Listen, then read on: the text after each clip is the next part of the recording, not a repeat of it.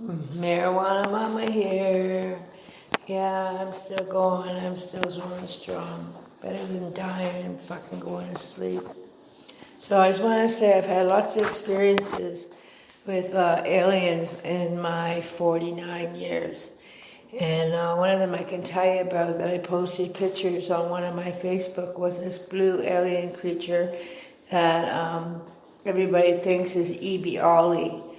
And Ebiali is out of Russia, but it's supposed to be similar to what I've experienced here in the hospital back last October. I felt an entity beside my bed just before I was going to sleep, so I decided I'd take a photo, and there was a blue being right standing beside my bed. You can see the edge of my bed and his body standing right beside me as if he was a caregiver for me. I've never had a bad experience with aliens. I've had much more bad experiences with the human race. And I trust aliens. I just do. And I've also been abducted numerous occasions. So I have never been hurt physically. I've actually been saved by them before. So I really enjoy the experiences that I have in the paranormal field and being abducted by aliens. I've never had a bad experience in my life with them. Like I said, they've saved me on numerous occasions from scary scenarios and deplorable situations that nobody should have to go through. And that I just reappear back in my full body form after having attemptedly murdered, say. And I'm just lucky to be alive. And conspiracy always states that there has to be somebody in the room that's going to strategically try to demote what you're saying, but I don't like the fact that people like to do that to people. I believe I've had on numerous occasions with witnesses, even Wolfman and Mike and I, our first night out in a hotel room, we witnessed hundreds of unidentified flying objects.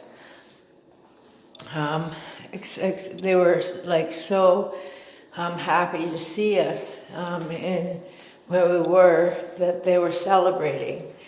And it was a phenomenon that we'll always remember. We were supposed to be out of the hotel room by 11 a.m., have breakfast and leave by 11 a.m.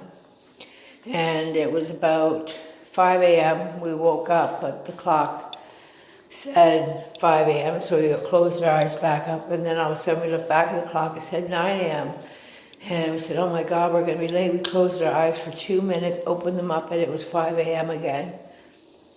And we believe we were abducted that evening, but in that abduction, I think they took our DNA, and it's a great thing to know that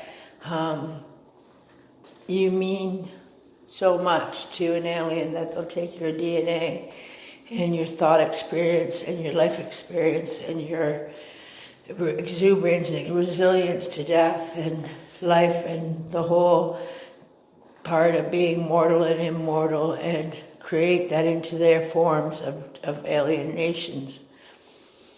So this is a little bit off topic of what I was doing with Spreaker earlier. And as you can tell, it's like a little scarier of an experience I'm talking about now, because everybody wants to demote what people say about everything. And